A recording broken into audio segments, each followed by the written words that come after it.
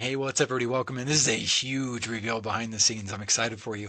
I don't think I've ever had a weekend as productive as what I just went through. And here I am waiting to get into Ezekiel's podcast. And I think something came up for him and things happen. But I want to make sure to give him credit too. I wouldn't be doing this if it wasn't for the fact that we missed each other. Always be productive and profitable with your time, my friends. That's what this is all about. And so I'm using the time knowing that I can always I already sent Ezekiel a message and said, hey, I hope you're okay.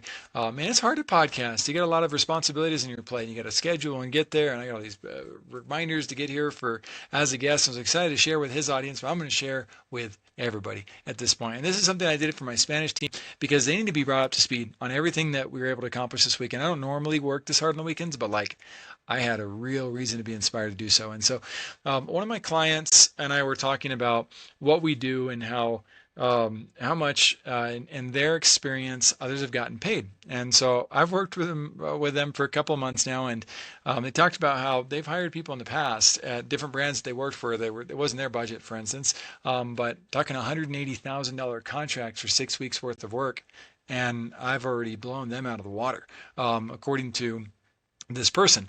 And so I'm evaluating our business models and looking at, okay, well, all these responsibilities that we provide, we have things that the clients are supposed to do, the clients usually can't do, and we often come in overlap and then take some of that over. And with this massive scope of work too, that I don't want to get lost on because I want to show you again how we advance things. So I had this super long, in-depth conversation with AI about looking at the market and seeing different options. And AI is notorious for kind of pushing us in one direction, my friends. We've got to fight back on it, and not in a mean way, in a way of educating it. It's relying on us. It's the artificial intelligence. We're the real intelligence. And so all the years of business that I have transformed Claude into the superhuman being that can superhuman intelligence that helped me create the entire infrastructure for a blog with 19 amazing posts. I'm talking world-class posts that get all of this information out of my head that I've been carrying for the last 10 years into a format that is so much easier to train my clients with and provide to the world simultaneously and make it super interactive. And in addition to that, we launched a new advertising campaign, by the way, for our show. $15 into ad spend already. And then with the $15, we've gotten over 1,000 subscribers on our YouTube channel. How freaking awesome is that? That is an amazing, amazing rate. In addition to everything else that it's doing, that doesn't count the views, that doesn't count people going and checking our funnels and seeing what we do for our brand. You're going to get to see a ton about the ecosystem right now. So anyway, let me keep going on that. So that conversation allowed me to boil down to a page that helped people understand how to lean in to our business model, understand that we're here to invite people. We don't need very many clients. We only maintain 7 at a time. And so this process always keeps us full so we can always pick the lowest hanging fruit and work with those who really want to work with us. So this ecosystem right here, we're going to be bumping the partnership up from a range to 2,500 to 10,000, by the way. But we really want more businesses to understand the value of the transformation. And we also want everybody to realize that, look, if you just can't wrap your mind around these types of figures, then by all means, come into the AI marketplace with us and join us on that. And so we got 50 memberships open, I think 49 now. We just launched that process, and we've got an honorary member ecosystem. So if you cannot afford, then I'm serious, like apply for the grant and join us for free. I don't want anybody left behind in the world of AI. Like there's too many people who need to get help. You need a hand up, not a hand out. And so I'm going to move forward again to some of the things that inspired me going into this weekend. So there was that conversation followed by the opportunity, and then that led me to think more about my clients and how I got to put more data behind what it is I'm doing. And as I was working with Chad on that, I realized, you know what? I need a deep level article that helps people understand just how deep we dive with AI. And I need to understand too, what percentage of people dive in as deep and heavily as I do as a leader, because we are leaders in ways that needs to be quantified. And so I think got introduced by Jay Setchell to a man named Anthony, and Anthony's based in New Zealand, and he's got this process for Champion Mindset Collective. And I was like, cool. His process is very similar to our process. I'll scroll through it so you can stop and look at some of this if you want to. You can always grab the URLs and ask Claude or an AI to model it for yourself. But I really like this piece right here. I was like, oh, cool. That's how he amplifies things. And he's offering to amplify it for his guests. We're trying to inspire guests to amplify their own messages. And so what you should be doing, get in front of your own audience with the stuff that you get interviewed about. It's very important. And so he's got 3 paths: a podcast guest, the amplified episode, and the strategic partnership sponsorships. And I do dive in. I want to see what he's got and how this stuff works. And so here's the path for the sponsorships. I was like, man, I know he's using some type of AI to build this stuff out. It looks very clean and similar to what we do. And then he's charging money for this, and that's okay. That's probably it's a very important part of his business model, I'm sure. I talked to Marcus Ogden the other day, former NFL player and 0.1% podcast host. Like he's in the top, and we were talking about how he gives all this stuff away for free. And that's how his brand grows so fast. And I was like, okay, cool. That makes a lot of sense. And that validates what we do because we do a lot of premiums too. So again, no shame on Anthony and what he's doing here. I love it. Like if you get people to buy this stuff does have a value, and a lot of people don't know how easy it is to create this stuff. And it's not easy for me. I have a team who helps me on this stuff too. So that's also a very important value. But that inspired me to come in and make sure to upgrade my confirmation page, which we had 5 awesome moves, but I hadn't solidified it. And so I dove in with Andres from my team and got his permission because he's been working on the project, and I took it over and I overhauled it with Claude. And so now we've got everything that we want in here. We've got our free PR strategist that I wish more people would dive into and use because it would crush it for them on what they need to do to get their act together, to get their episode out. And then 4 steps to be studio ready. And again, my episodes, guys, they get like normally traditionally 3 to 10 views maximum. We have one guest who took off all the way to almost 1,000. He's at 900 and something. He was almost the first episode to crack that. I think we're going to beat him with the new strategy that we have. And then we give people templates so they can quickly copy and paste this to friends and email. But I think so many people are stuck in the wham bam thank you mode. Like of podcasting, they just forget about it. And guess what? It never really grows or goes anywhere. It might provide some SEO value to a small extent, but not what it would provide if you actually created some traction for yourself. And there's so many cool things coming out. So now we've got a referral process built in here too. And some people try to give us referrals and they accidentally try to manipulate their friends into being on our show, and that feels awkward. And like, who wants to be on a show in that case? But I always try to encourage them, do a 3-way email where they get to make the choice themselves whether they want to move forward or not. And we also remind people, it surprises me how few of our guests have recommended their own clients to get on stage, where their clients would then talk about how awesome they are, and their mentors and leaders that they admire as well. There's lots of opportunity there. So pay it forward, my friends. Let's do it. I do it all the time. In fact, that's probably one of my greatest superhuman strengths is being a connector. And then people can go to the traditional things. Beyond that, we now expose the reality of our new super awesome game plan with YouTube ads for a global episode. And this talks about all the value of why this works and why this is such an awesome strategy and how many views you can get on the low end, which we learned is a very, very, very low end. And we answer all the frequently asked questions like, can I adjust the investment amount? Yeah, you're welcome to invest more or less. And so they go to this page where they get to select how much they want to invest. And this is kind of an experiment to see, are people going to invest more than we suggest, or are they always going to invest less? It'll be fun to see.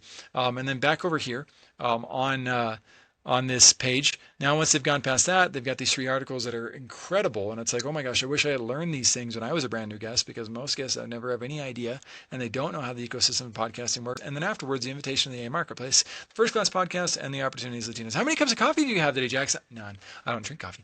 And so I just have this energy all the time. So keep up with me, my friends. All right. So then we're going to go over here to this article, because I was also talking on Friday or Saturday with Mandy as I was doing some of the stuff.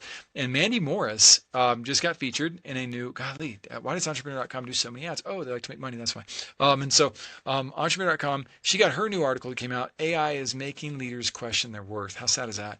Here's a psychological shift that they must make. And she just had a TED Talk come out a couple weeks ago, and her TED Talk blew up to over 300,000 views. I'm super excited for her. I think that's the number.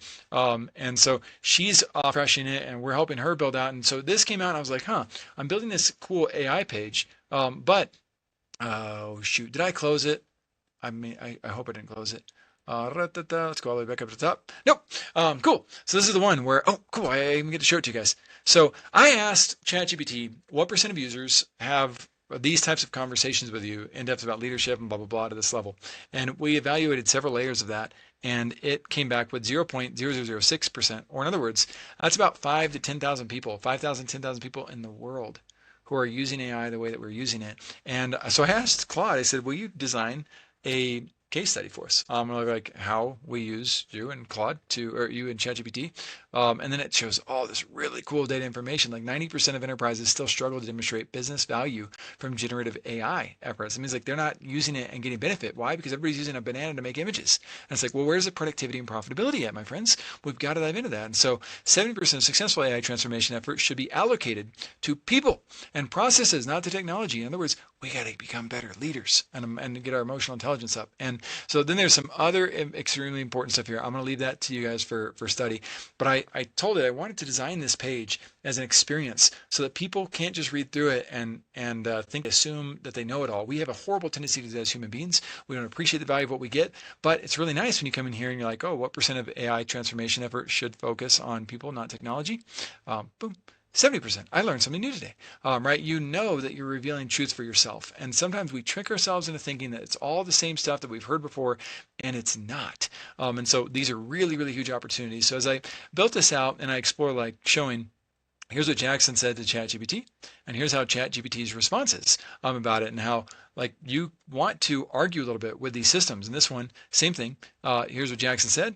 Here's what Claude responded, and here's what happened next. And so I did not take it at face value. And then here's what happened with the next one, how I responded to Claude, and or how Claude responded to me. And all this is revealing how important it is to have deeper level dialogues with your AI companions so that you get to actual results and truth, because it will fudge things and mess up trying to move forward too fast, because that's what most of the world wants it to do. And then we included Manny Morris's article on this as well, because it is perfectly aligned with what we're doing, and she's going to explode with opportunities because of this, because everybody who comes here needs a coach. There's not a single visionary or entrepreneur on the planet who doesn't need at least one coach, and most of us need tons of coaches. You don't get to Kobe Bryant and Tiger Woods levels, and Richard Branson levels without having a bunch of great mentors by your side. So she's now locked into our ecosystem in a way that's going to be such a huge blessing for a brand for a long time. And this goes over to the AI marketplace, etc. So let me close that one out. And now here's this really cool discovery call system. And so this is one of our clients too, designsbymitchell.com. And Sal Perena, I want to give him a shout as well, and Dr. Danny Bursell of The Reading Habit. All these individuals have an opportunity to learn how to, and I might have this open, but I don't want to miss out on the opportunity of helping you see it. So the advisor methodology is so critical to scaling your brands. And the world's best companies, they don't sell, they qualify. And learning how to do that is super, super helpful. And yes, it has somewhat to do with marketing. You can look at Chick-fil-A, you can look at Amazon, you can look at Ritz-Carlton, Gallup, Boston Consulting Group. All these companies are phenomenal companies that all rely on the same types of systems, but we decided to streamline it and systematize it so that you can use it for yourself. So back to this discovery call tool. I had built an original tool, and the original tool, oh, I closed it again, was the advisor system. And the advisor system I needed, because this is the next level of really, it's called high ticket sales processes, but ultimately it's originally called enterprise sales and complex sales. And the idea is we need to know what questions to ask in order to overcome the barriers that prevent people from moving forward if they're a good fit, or to guide them out the door if they're not a good fit. And so I designed a system with all 12 of those emotionally intelligent questions, all the way from how you get started with somebody to what are your operation and marketing budgets? The questions that almost everybody avoids. And then there's some training materials in here so that people who are newer to these concepts or who are continuing to learn and refine their skill sets can do so. And over here, you can also start pre-qualifying people based on different things that you notice about them, so that you're not wasting their time when they're coming into a conversation with you. And when you get to this 12th step and you hit finish, it takes you over to the summary. Well, this was fine and dandy, but a lot of the relationships that we have start with a more basic discovery call, and it's easy to get lost in this tool. It's like, you know what, let's just design a better tool for that scenario. And so this is so cool, because your junior advisors, my friends, and if you're in your first time conversation with somebody, we can come in here and we can say, okay, Jane Smith, right, as it says. Let me do that so you can see on the other side. In fact, I'm going to leave some of these blank. Now we can see what it does when it does that. But we got the different companies here.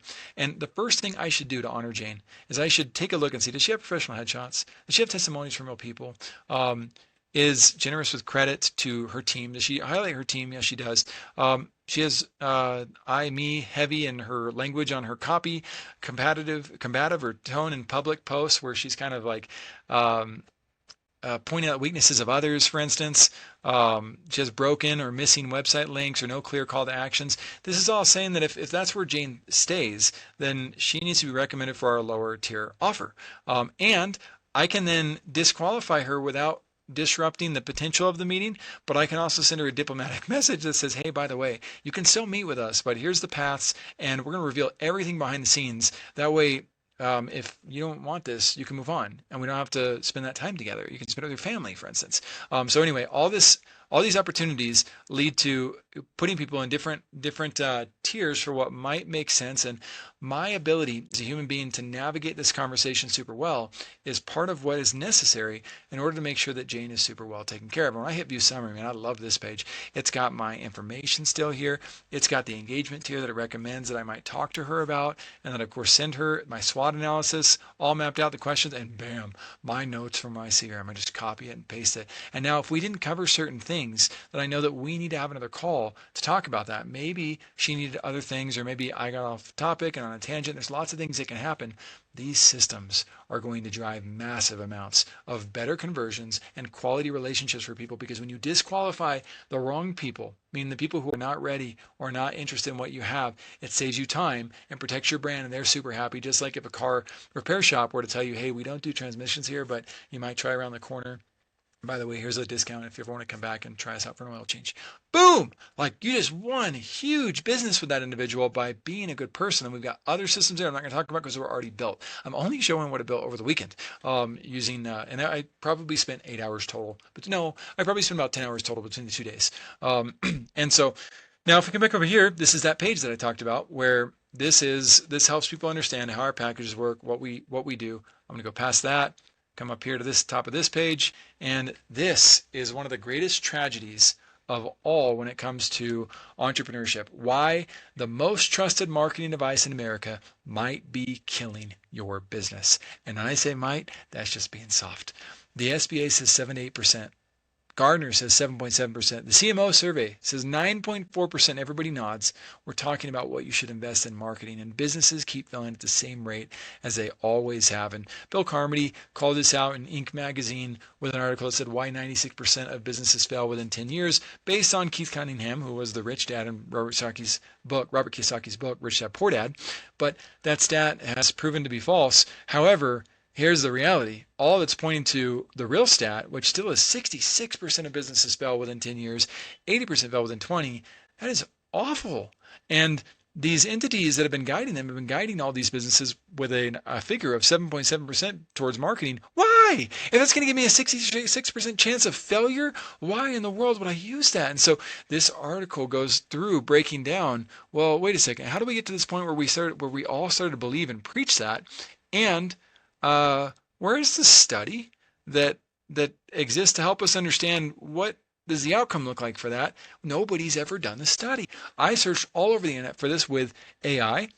I've searched for it in the past, and nobody's been able to ever understand it, but I love what AI helped me create here. Everyone was following the same map, but the map was wrong.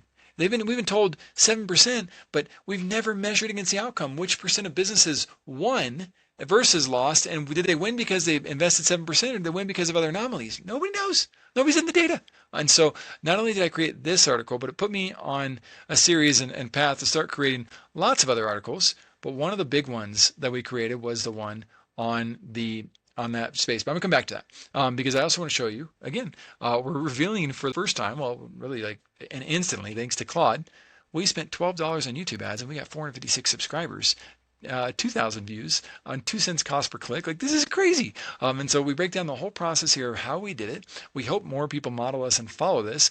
The projections I build, my friends, are what's called extreme under promise and over deliver. I created this for my team so they would understand the value of what we were doing. We could see that, well, realistically, we can expect 500 subscribers on $1,200 spent, but that wasn't the point. The point of it was to drive the views for our channel as well, so that our channel no longer sits there. Let me go to it with the episodes having 2 to 3 views. So like, check this out. So these are, I went to popular, I shouldn't have done that. So right here, 3 views, 12 views, 4 views. 24 views. Good for her.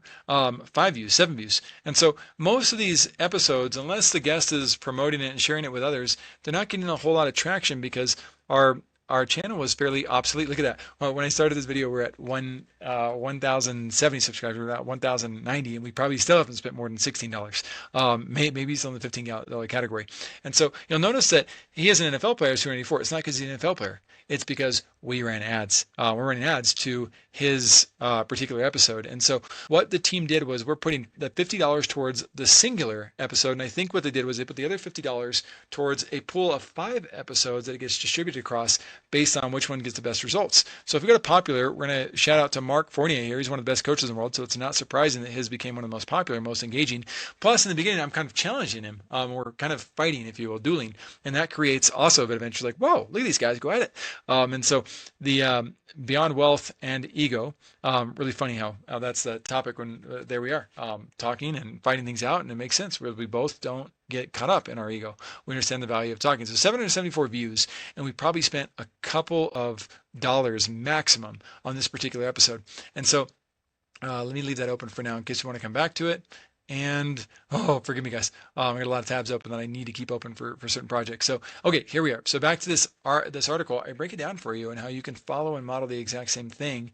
And once you go through the projections and why we built what we did and how we do it, yada yada, then there's all these neat links down here for getting involved in our other programs. And then I decided that it was time, because I wrote that article, I was like, we actually need our blog interface done. And so Andres had started the project of looking up some of the best blogs in the world and with AI as well, and saying, let's model this, let's pull these things together. And I took that research and then I did the same thing with Claude at another level, and it came back with this layout. And again, I asked it to create experiential circumstances or content that allowed people to discover and not just to have it automatically revealed in front of them, because people take for granted what they learn without much effort. And so I can't believe I ended up with 19 phenomenal articles. And again, all of these one at a time, going through it, researching, going back and forth. Hey, we need an experiential card for that too. Let's take this one. I wasn't going to do it, but I'll show you just off the bat. Like all of these have built in. So Kellogg versus Post, Great Depression, taught about marketing. Ultimately, Post decided to stop advertising. Kellogg doubled down, and because of it, they took over as the world leader and have never looked back. They've always been the world leader since. And it talks about how the same thing happened with McDonald's. McDonald's stopped advertising in 1990 to 1991. Meanwhile, Pizza Hut and Taco Bell doubled down on their advertising. They crushed and moved forward 61%, 40% growth. McDonald's dropped 28%. They lost a huge market share during that. So then the pattern repeated in 2008. And I don't want to read the whole thing to you, but we'll come down here. What's your takeaway from this article? Right? If you're in pre-revenue stage, click to reveal your takeaway. If you're bootstrapping, here's what you need to do. Here's what you can do. If you're in growth mode, you need to be doing 15 to 30% of revenue towards your marketing, just like Kellogg's did, etc. So each one of these articles comes with those types of insights, as well as links back to other articles, because Claude has a very, very good retention memory with how I train it to connect all the dots. And it is frustrating, don't get me wrong. It doesn't get it perfect, but it's like training a really, really classy intern. And that allows us to move bigger mountains. So anyway, we've got our blog post here. The team will help me pull this together even further. I did all this by myself. It's not something I usually do, but I also got to lead by example, my friends. We're all learning about AI. Nobody's not learning about AI. The reason why I'm expert in AI is because I'm willing to go get the answer. It's not because I know everything or I'm some guru. It's because I care enough to get the very, very good answers. And so we talked about this page as well. It looks like Ezekiel was never able to show up. Bless him, bless his family. And again, we'll get recorded another time. But I'd like to invite you guys into the AI marketplace as well. It is something that is open and free for those who need it to be free. And for those who want to help us take it to the next level and who can come in as founding members, you can do so for $50 a month as a grandfathered in member, or $500 one time, lifetime. Not for the year. I know it'd be a great discount as well, but no, I want to inspire people to get after this with us. So we can put that money right back towards advertising as well for this, because as soon as we launch that budget, holy crap, my friends, like this is going to grow so well. So let me go back. So I did get to show these systems as well. This is the article though, guys. This is the behemoth. This is the most important opportunity for all business owners and professionals everywhere. And I hope we all lean into this, because this study does not exist, and it has to exist, guys. It would change the game for all of us. All of us could overcome the fear of marketing and knowing how to move our business forward. So does marketing spend predict business survival? The SBA publishes recommended budgets, 7-8%. The BLS, the business, Somebody help me out on that one. I remember it, but the Bureau of Labor Statistics. There we go. Tracks failure rates. Nobody has connected these two mechanisms. Here's why that matters more than any benchmark you have ever been given. So there's a study that should exist, but does not. A straightforward question that should have been answered decades ago, but as of this writing, remains completely unaddressed by any major institution, university, or research firm.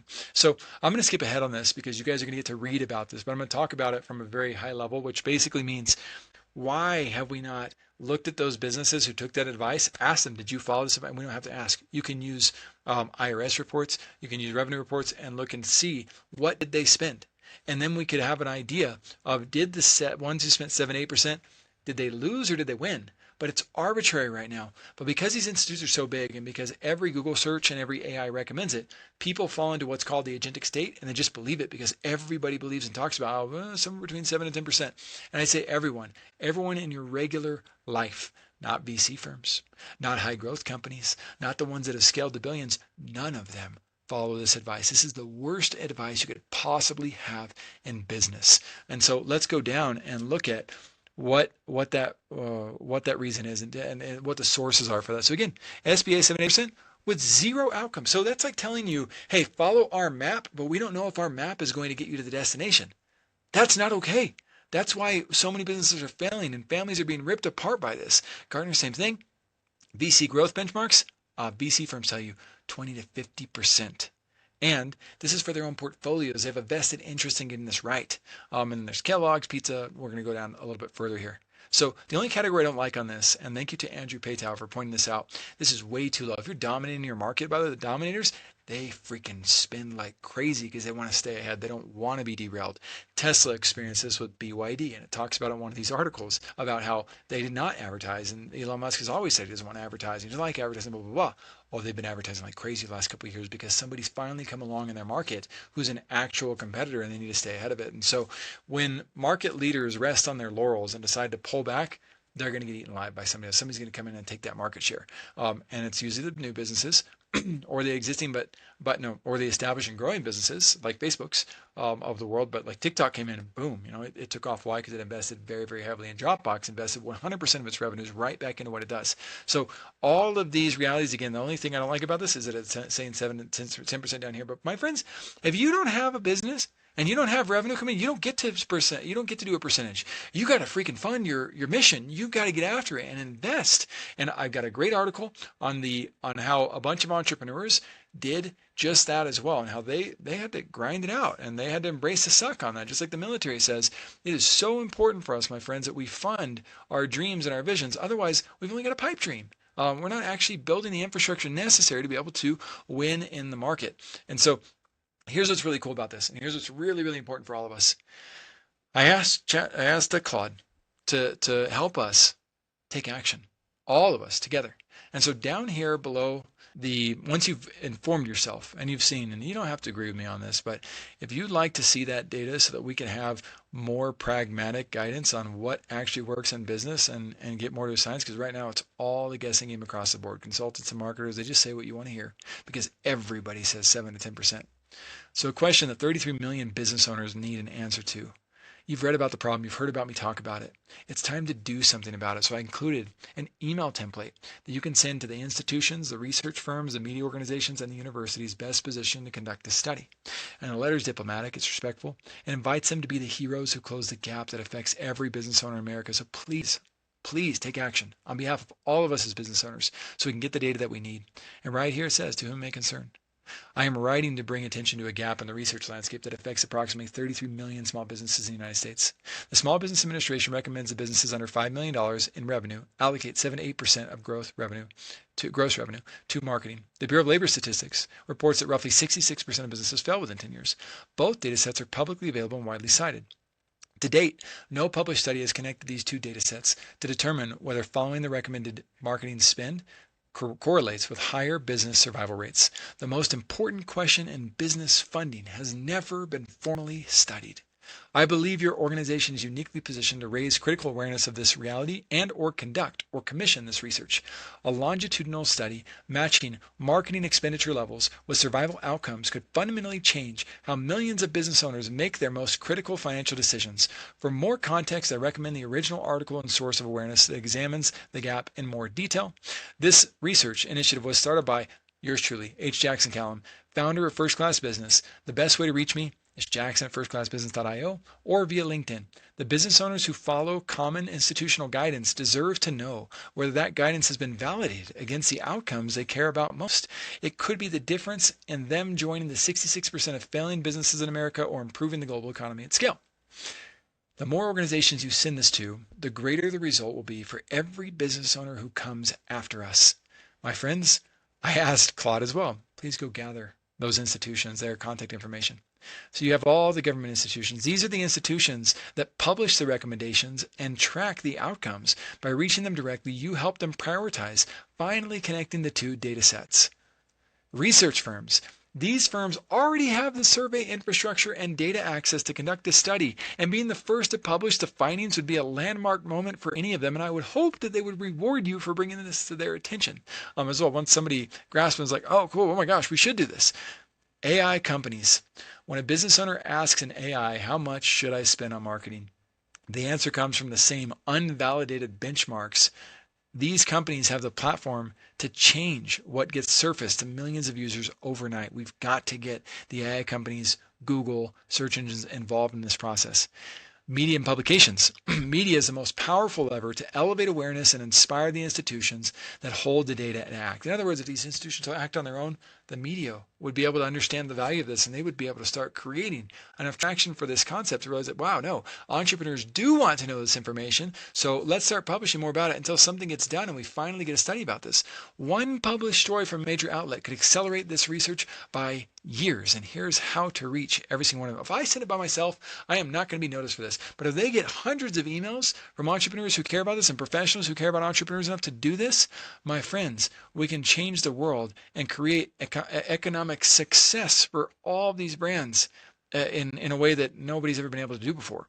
Universities and academic research. Universities have the research infrastructure, the census microdata access, and the academic incentive to publish findings that could reshape how 33 million businesses make their most important financial decisions. If you've been affected by this gap in the research, all of us as business owners have, whether you followed the recommended benchmarks and struggle or invested differently and saw results, consider adding your own story to this email. It's so important, guys. Tell your story why this matters. One person does not inspire action, but thousands of business owners collectively sharing their experience and raising their voices to the institutions that guide us will not be ignored. So join us and create the change that we all need. This has been such a fun process, my friends, of building this out, of, yes, of course, increasing the amount of subscribers that we have as well, but also creating awareness around data that I haven't been able to pinpoint and point out. Like I've known it. I've known that this is a reality because of what I got to see working at Video Power Marketing with Jake Larson and being behind the scenes on John Lee Dumas of Entrepreneur on Fire's campaigns and Michael Hyatt's and T. Harv Eckert's and helping Dr. Eric Berg go from 160,000 subscribers to 14 million and working with Laserway and helping them go from 8 locations to 40 locations. I got to see things with Lewis Howes and how he built his webinar out and Billy G Marketing and beyond and all these different companies that we get to work with. I got to see things that most human beings never have the experience to see from a success standpoint. But the leaders who have seen it, they haven't studied it. And so it's time to ask them to help us get the studies that we need to level the playing field for all business owners out there and make sure that we're doing what's necessary in order to truly compete in this market. Help me do so, and let's crush it, my friends. Subscribe, like, comment, let me know what your thoughts are, and I will see you on the other side.